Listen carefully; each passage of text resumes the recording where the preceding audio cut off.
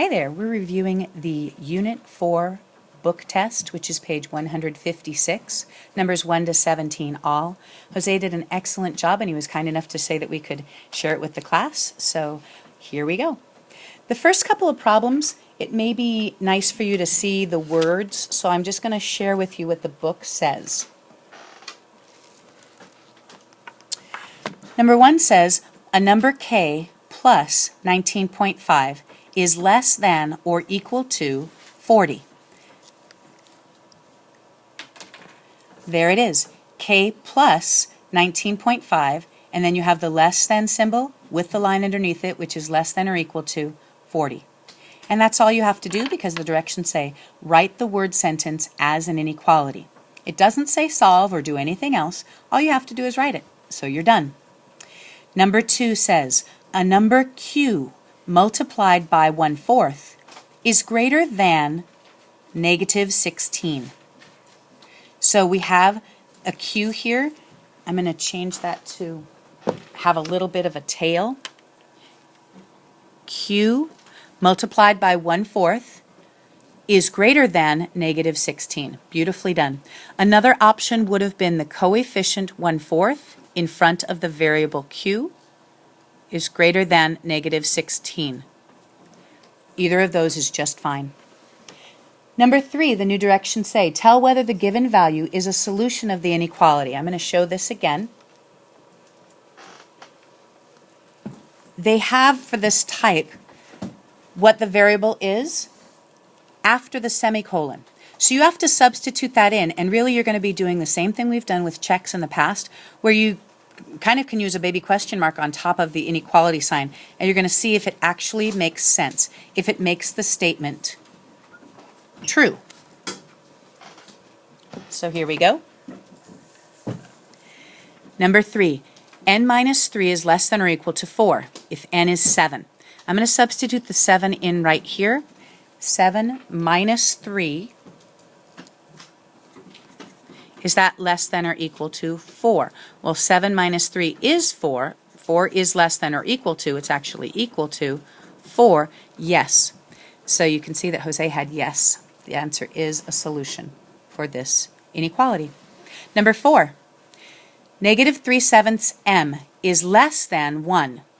And they're telling you again, m now is 7. Okay, so we're going to put in the 7 here. So we're going to have negative 3/7 times 7, which is really equal to 7 over 1. Is that less than 1? Well, the two 7s can factor.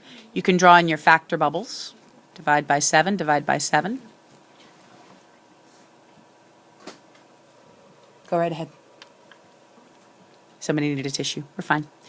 This becomes a 1, and this becomes a 1. So, negative 3 times 1 is negative 3. And negative 3 is less than 1. Better to have $1 than owe $3. Oh, so this one actually is yes. Let me double check. So this is negative 3. This is a positive 7. So this whole thing is negative 3 is less than negative 3. That's true. So this case, this will be yes. Okay, so that's when it will do a recorrection on tonight. That'll be great. Okay, number 5. We're substituting in negative 2 where the c was. So we're going to put negative 2 here. Everything else stays the same. So negative 4 times negative 2 is going to be positive 8. Is that greater than or equal to 7? Yes, it is. Yes. Number 6. Negative 6.8.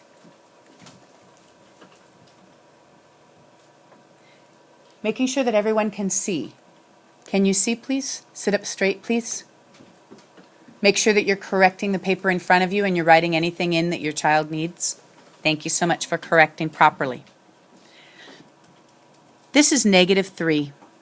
If we substitute that in, negative 3 times negative 2.4, well, 3 times 2 is 6. 3 times 0.4 is 1.2, so that's going to be 7.2. 2 negatives means the answer is a positive. Is that greater than negative 6.8? Yes, it is.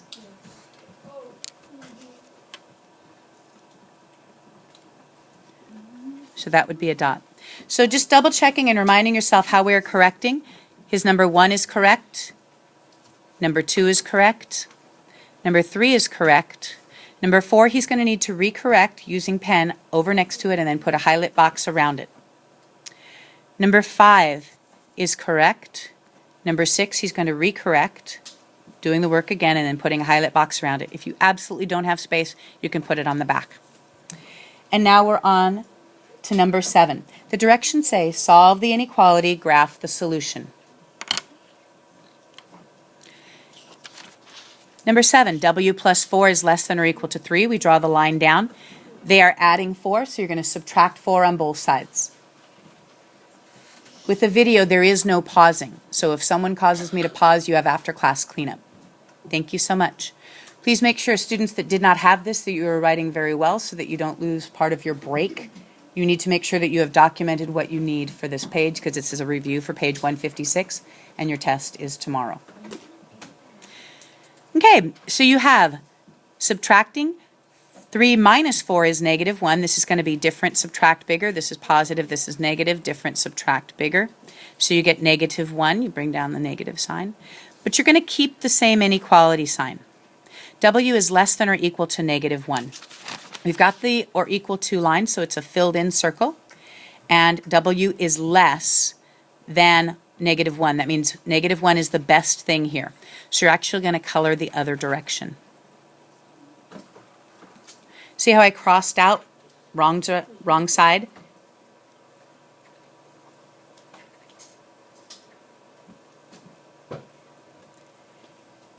And this would be the correction. So if you're copying this for your person, this is what you're going to write. W is less than or equal to negative 1. And then you'd have a filled in circle, color to the left, so that they could recorrect it tonight. Okay, number 8. Similar. X plus 4 is less than negative 6. So the opposite, the inverse operation of subtracting 4 is adding 4 on both sides. Again, you've got negative and positive. Don't forget what we learned in Unit 1. This is going to be different, subtract bigger. The signs are different, so you're going to subtract. 6 minus 4 is 2. The team that has the most players is the negative, so you bring that down. And you're going to bring down the same inequality sign. So just watch out for that, Jose. You're switching the signs, so just make sure that you keep it as same sign above, unless you have a reason to twist it around. Okay. X is better than owing $2. Better than owing $2 would be this way. Also, a reminder that the arrow tip, when the variable is on the left, this tip will match the side that you're shading. So that'll tell you, like right here, you should have gone to the left because the arrow tip matches. So look at that to help you. Number 9.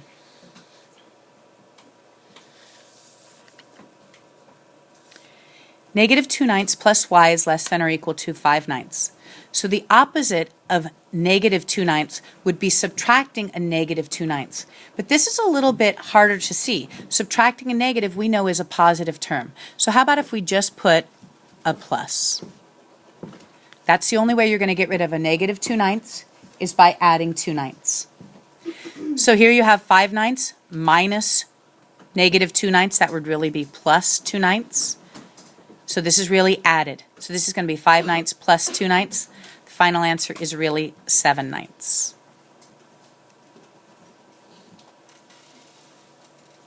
So if we're going to graph 7/9, we'll change this to a 7,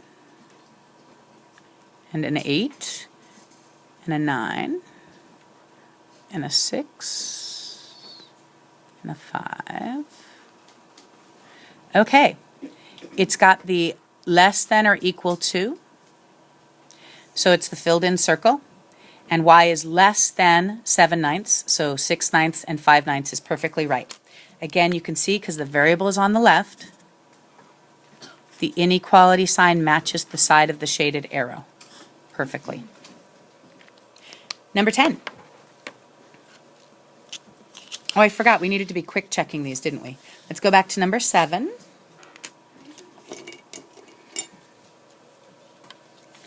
So number 7, you're going to plug in a negative 1 here.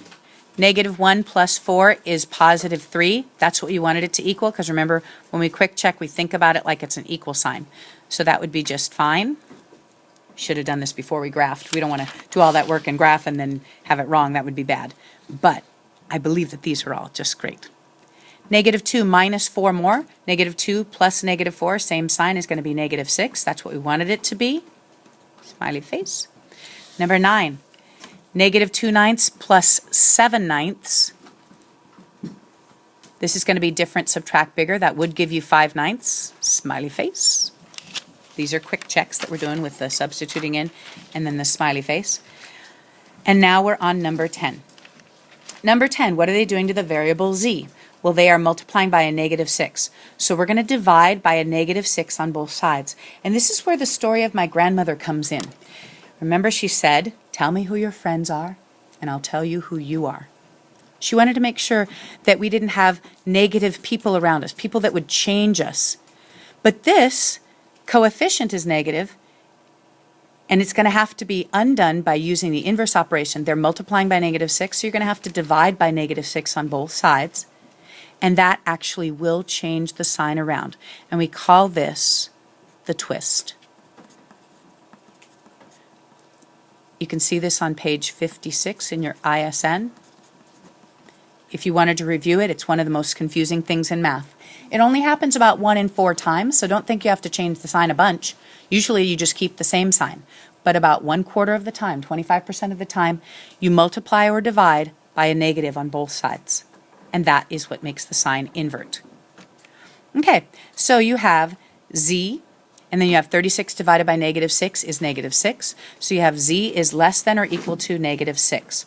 So here you have -6. You've got the or equal to line, so that means it's a filled in circle. But z is less than -6, so we're going to shade the other direction. We'll shade this way. This is just drawing attention to what you need to study. This part was all good. So Jose, you see this part was all good? All good. Just be concerned with the sign and the twist when it happens. And remember that if the variable's on the left, the arrow tip matches the side that the inequality points to. Okay, and again, brilliant job. All right, turning over to number 11. Okay, number 11. They are dividing p by 4, so the opposite is you're going to multiply by 4 on both sides. We usually don't use this frosting line right here. We do that after addition and subtraction, so we're just going to erase that guy. 5.4 times, or 5.2 times 4 is going to be 20.8. It's going to be -20.8. This is going to be a filled in circle. We are not multiplying by a negative on either side. It's positive, so the sign stays exactly the same. So we keep the same exact sign, no twist. So -20.8 is greater than or equal to p.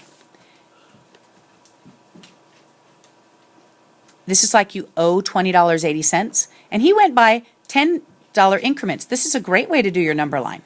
This is you owe 80 cents. This is you owe $10.80. This is you $20.80, $30.80, $40.80. Every single space he used was an equal interval. Good job. And it was creative. It's interesting. He's got the or equal to line, so that's filled in. And owing this much is better. So unfortunately, P must be the other way. Reminder, when the variable is on this side, the sign is going to be opposite. So if this is pointing this way, it's going to be the opposite because this is on the opposite side. So the inequality sign is going to be the opposite because the variable is on the right this time. So if the variable is on the right, the sign is wrong if you're trying to figure out which one you shade. Okay, number 12.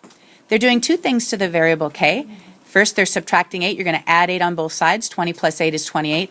Then they're multiplying by 4. You're going to divide by 4 on both sides. K equals 7. But it's not actually an equal. It's this inequality. We didn't multiply or divide by negatives. These are positives, so the sign stays exactly the same. K is greater than or equal to 7. And this side is shaded correctly with the crayon, so it's got the or equal to line filled in. Beautifully done. Number 13. Interesting. You don't usually subtract the b, but remember that there's an invisible coefficient in front of a 1. We're going to need to stop there. Start with a new video.